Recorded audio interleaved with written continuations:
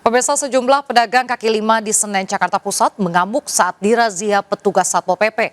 Para pedagang tak terima lapaknya dibongkar.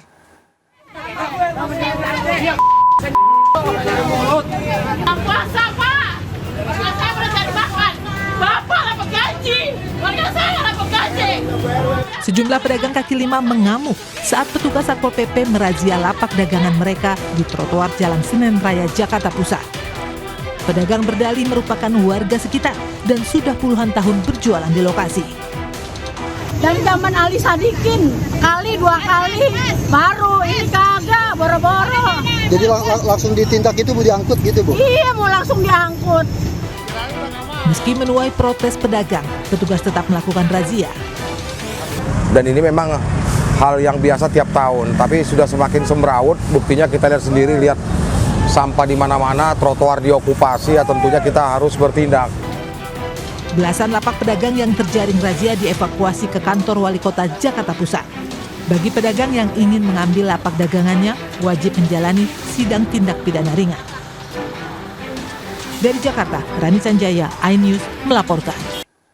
Pemirsa, waspadalah saat Anda berbelanja kebutuhan menjelang Lebaran. Emak-emak komplotan copet terekam kamera beraksi menggasak uang pembeli di toko pakaian.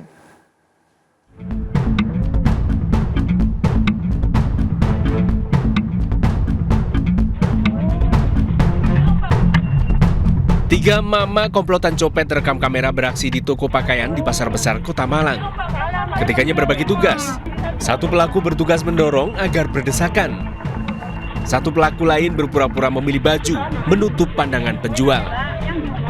Sementara pelaku utama berkerudung hitam tanpa masker, beraksi mengambil uang dalam tas punggung pengunjung lain.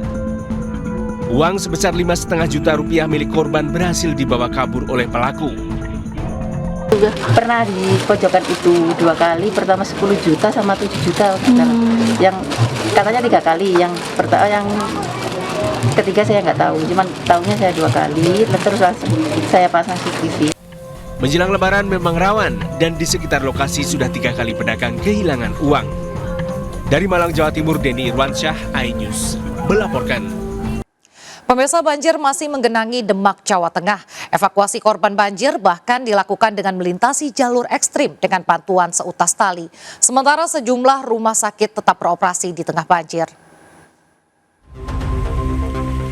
Satu keluarga di Dukuh Magersari, Karanganyar, Demak, Jawa Tengah ini Senin siang dievakuasi tim SAR dengan berjalan kaki menembus arus deras menggunakan seutas tali hingga akhirnya bisa naik perahu karet.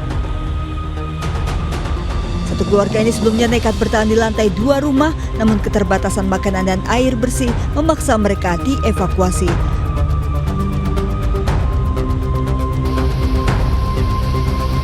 Banjir di Demak meluas, bahkan di sejumlah wilayah banjir berarus deras. Tidak sempat keluar atau besar mulai dari sore sampai sana. Terus tadi ini minta bisa berhasil dievakuasi, bagaimana Pak ceritanya? Tolong. Lewat HP. Di sana deras, Bu, arusnya, Bu. Kita standby pada arus yang deras, terus kemudian kita bantu di arus yang deras itu, terus kemudian kita pindah ke perahu dan kita bawa ke sini.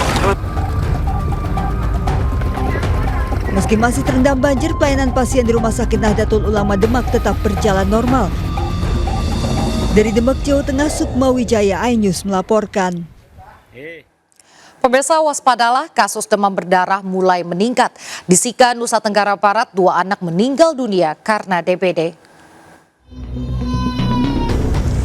Bangsal perawatan anak di RSU TC Healers Maumere, Sika, Nusa Tenggara Timur, penuh pasien anak menderita demam berdarah.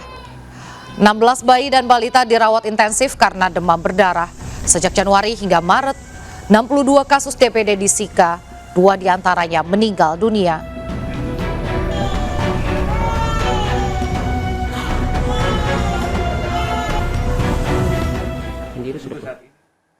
Berbekal kursus dan pengalaman sebagai chef, mantan penjual roti keliling asal Mataram, Nusa Tenggara Barat sukses membuka kelas roti Jepang di 12 negara. Yang bahkan berhasil menelurkan ratusan pengusaha roti.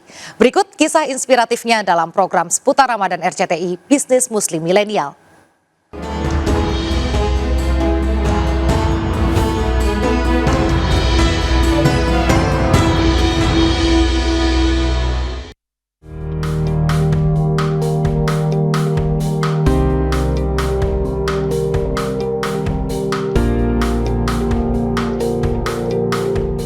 dulu ketika di Mataram Lombok, waktu itu saya belajar tentang ilmu roti, kemudian itu berkembang ketika saya mulai keluar dari perusahaan tepung, kemudian masuk ke Bandung. Mulai dari sana, selain saya berjualan roti secara keliling, itu saya akhirnya mengajarkan cara membuat roti yang paling mudah untuk ibu rumah tangga. Ilmu yang berkembang saat ini memang ilmu makanan itu sedemikian luas, banyak spesialisnya, dan saya ngambil ke bagian spesialis di ilmu roti. Kenapa? Karena itu yang paling simpel, yang paling gampang, dan memang pasarnya sangat luas terbuka, dan memang ilmunya masih terbatas saat ini.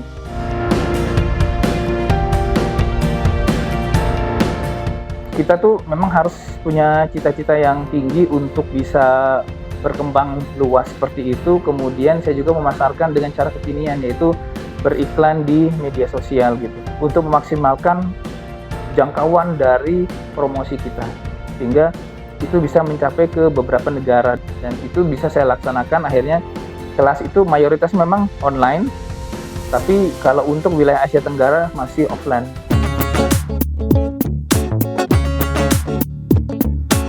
Tidak mudah memang untuk membangun yang seperti ini. Kenapa? Karena prosesnya berkelanjutan. Jadi kita membuat sebuah kelas ini harus mendisruption kelas-kelas yang memang yang ada sebelum ini. Jadi kemudian juga memang mulainya tidak dengan harga tinggi dulu juga. Jadi bertahap naiknya, semakin banyak kita dikenal, maka otomatis harga kita bisa naikkan, dan value yang kita masukkan juga semakin banyak juga gitu. Iya, jadi dulu kayak kelas harganya cuma 15.000, sekarang bisa sampai 25 juta. Nah, itu perjuangannya panjang untuk menemukan proses seperti itu. Tapi artinya dalam perjalanannya kita tidak diam begitu saja, tapi mengupgrade diri, mengupgrade skill, mengupgrade knowledge kita, mengupgrade segala sesuatu, terutama yang berkaitan dengan ilmu mindset di situ.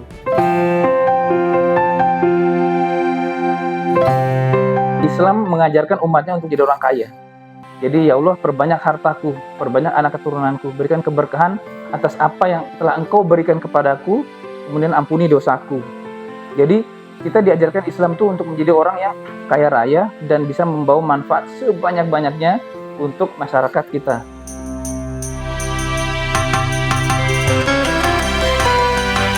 Punya target untuk bisa lebih berguna lagi ke masyarakat. Kenapa? Karena buku-buku yang saya tulis juga, yang saya ajarkan di kelas ini akan terus mengalami perkembangan, dan makin lama makin banyak peminatnya. Di bulan Ramadan ini yang menjadi fokus pertama kita itu ibadah. Jadi hidup kita bukan ngejar rezeki, tapi rezeki itu Allah turunkan untuk memang kita memaksimalkan ibadah. Karena apa gunanya harta banyak tetapi ibadah terlalaikan gitu. Itu akan memperberat hisab kita di akhirat nanti.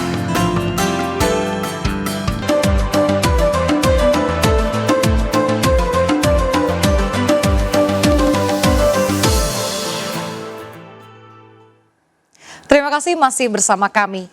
Pemirsa, kami ajak Anda berburu menu buka puasa dengan jajanan pinggir jalan khas Myeongdong Street, Korea Selatan.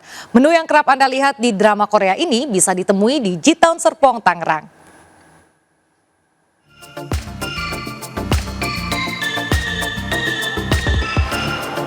Annyeonghaseyo. Pemirsa, saya lagi di Myeongdong Street, Korea Selatan. Bukan dong, ini lagi ada di Jitown Square, Gading Serpong, Tangerang. Dan sepertinya untuk menu buka puasa kali ini tidak lengkap apabila tidak mencicipi menu-menu khas Korea. Dan ada yang menarik di sini nih pemirsa. Coba kita tanya-tanya dulu yuk.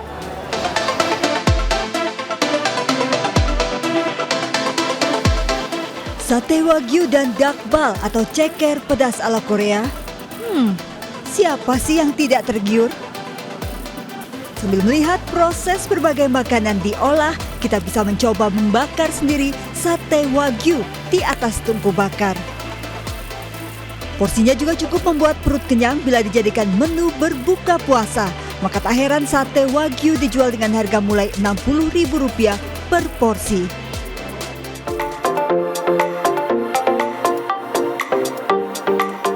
Hodugwaja, kue kacang khas Korea Selatan ini sedang viral dan banyak disukai anak muda. Dengan Rp35.000 saja pembeli bisa memilih perpaduan rasa kacang kenari dengan varian srikaya, coklat, krim custard, hingga kacang merah. Cita rasanya kalau sama Indonesia ya jauh beda ya. Cuman masih di lidah masih oke lah ya, masih enak dimakan. Kendati memiliki cita rasa Korea, namun sejumlah makanan khas kaki lima di G-Town Square Tangerang, Banten sudah disesuaikan dengan lidah Nusantara. Jadi topokinya itu saya kombinasikan rasa Indonesia dan Korea, digabung dengan lidah orang Indonesia yang sesuai dengan rasa gurih, manis, saya campurkan seperti itu. Kepulangan bintang bulu tangkis Indonesia juara All England disambut meriah di tanah air. Jonathan Christie bersyukur bisa kembali mengulang sejarah.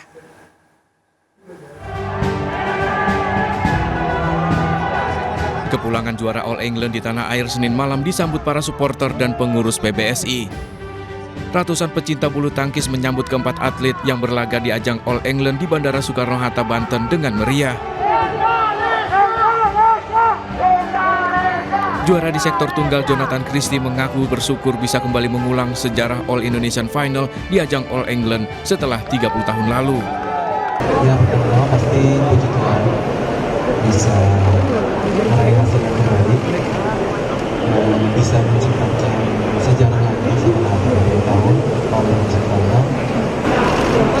Cerita sedikit mungkin dari awal nggak mudah lah saya. Jojo meraih gelar perdananya di ajang All England usai mengalahkan Anthony Ginting di final dalam 2 game langsung dengan 21-15 dan 21-14. Gelar juara juga diraih ganda Fajarian untuk kedua kalinya setelah mengalahkan wakil Malaysia Aaron Chia Soh Hock Wik 21-16 dan 21-16. Dari Jakarta, Tim Liputan iNews melaporkan. Kita ke informasi lain pemirsa, pakar IT dan akademisi menggelar diskusi menyoroti dugaan kecurangan pemilu.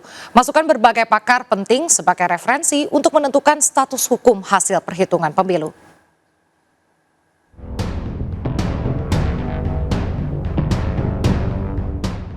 Sejumlah pakar IT dan akademisi menyoroti berbagai upaya kecurangan yang terjadi selama pemilu 2024 yang dilakukan mulai dari hulu ke hilir. Nanti kita tunggu, tapi dari tadi yang diungkapkan oleh para pakar IT, itu kan begitu banyak hal-hal yang secara sistematik didesain bagi kepentingan calon tertentu. Proses Sirekap itu menjerumuskan, ya, menjerumuskan perhitungan suara yang dilakukan di TPS, tapi kemudian jadi masalah. Meski Sirekap bukan hasil resmi pemilu sesuai undang-undang, namun proses konsekuensi hukum di dalamnya tak bisa lepas begitu saja dari legitimasi pemilu 2024 ini. Dari Jakarta, Tim Liputan iNews melaporkan. Pemirsa, ribuan warga Surabaya dan sekitarnya menghadiri Tablik Akbar Ramadan RCTI di Masjid Nasional Al-Akbar. Tablik Akbar menghadirkan Abi Amir Faisal Fot, Ning Umi Laila, dan Opik.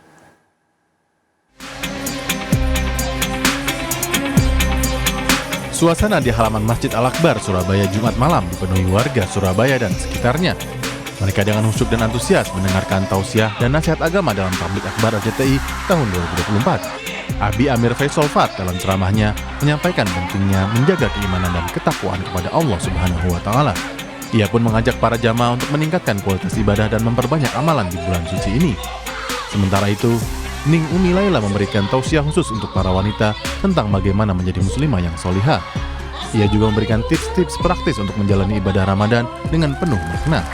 Selain itu, alunan musik religi yang dibawakan oleh Opik menambah kekhusyuan dan kehangatan suasana Tablik Akbar yang berlangsung di halaman Masjid Al-Akbar Surabaya ini. Dari Surabaya, Jawa Timur, Hari Tambayong iNews melaporkan.